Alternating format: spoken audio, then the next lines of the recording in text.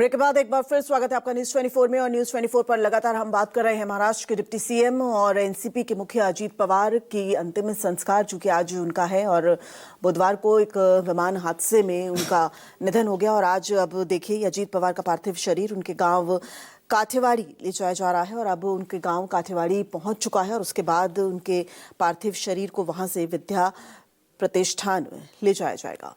विनोद जगदाले हमारे साथ ground zero से जुड़ गए हैं, विद्या प्रतिष्ठान, जहां पर उनके पार्थिव शरीर को, अजीत पवार के पार्थिव शरीर को ले जाया जाएगा।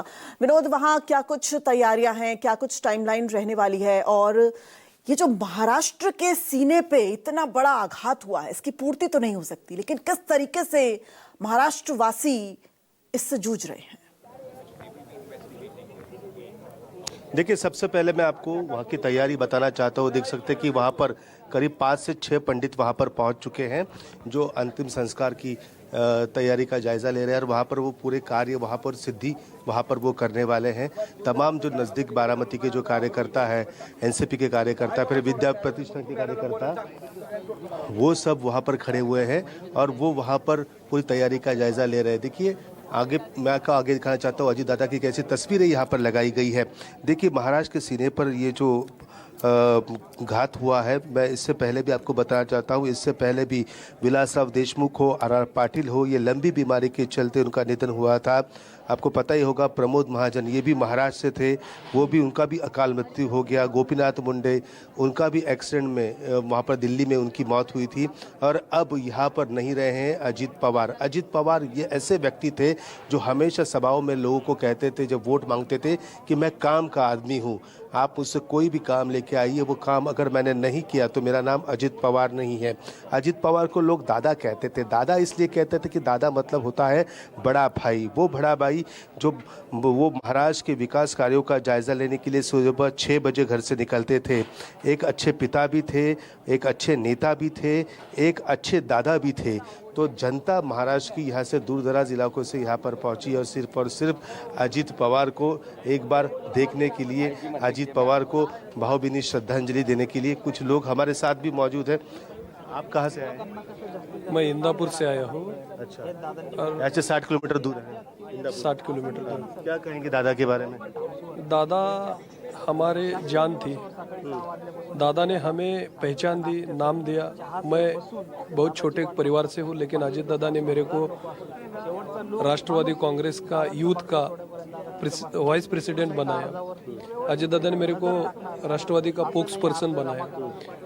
मैं बहुत पिछड़े परिवार से आता हूँ, लेकिन हमको नाम और इज्जत देने का काम अजीत दादा ने किया। ऐसा नेता पूरे महाराष्ट्र में दोबारा नहीं हो सकता। देखिए, इन्होंने एक बात कही है कि मैं पिछड़े समाज से आता हूँ, दादा ने मुझे पहचान दी है।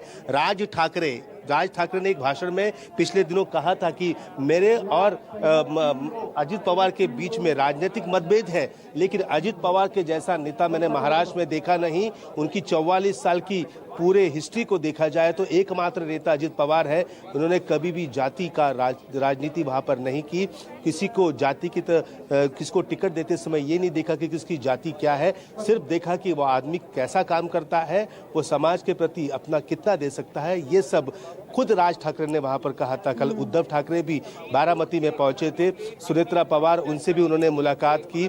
तमाम जो बड़े नेता है वो फिलहाल मुलाकात करके निकल चुके हैं और कहीं रुके हुए हैं। वो सब लोग यहाँ पर आने वाले। देखिए, सामने अब लगभग तैयारी पूरी होती हुई नजर आ रही है। थोड़ी देर में महाराष्ट्र के मुख्यमंत्री देवेंद्र फडणवीस, उप मुख्यमंत्री एकनाथ शिंदे, तमाम मंत्रिमंडल के तमाम जो सदस्य हैं और यहाँ पर जो सांसद हैं, एनसीपी और अन्य पार्टियों के सांसद हैं, विधायक हैं, सब लोग यहाँ पर आने वाले हैं, क्योंकि लाखों दिलों पे राज करते थे अजीत पवार। जन नेता जिन्हें कहा जाता है वो थे अजीत पवार। अजीत पवार की खासियत ये है कि देखिए, अमूमन क्या होता है कि कोई भी नेता जब बड़ा हो जाता है तो उनके कार्यकर्ता अगर कुछ भी ऐसे काम कर दे जो मामला पुलिस स्टेशन के पास पहुंच जाता है, तो नेता सीधा फोन कर देता है कि भाई ये मेरा आदमी है, इसे कुछ नहीं होना चाहिए। लेकिन अजीत पवार के पास उल्टा न्याय था।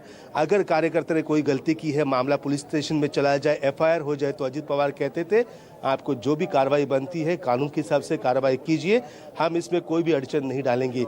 ये थे अजीत पवार। बिल्कुल विनोद, और आम जन के नेता थे और 8 बार के विधायक और वहीं उसी क्षेत्र से सांसद हो जाना, ये कोई आसान बात नहीं होती। और जिस तरीके से आप बता रहे हैं, बहुत कम ऐसे नेता हैं जो कि अपने विरोधियों से भी उनके इतने मधुर संबंध रहते थे। बहुत शुक्रिया विनोद आपका इस पूरी जानकारी और इस पूरी अपडेट के लिए। रुकते एक छोटे से ब्रेक के लिए, खबरों का दौर लगातार जारी रहेगा।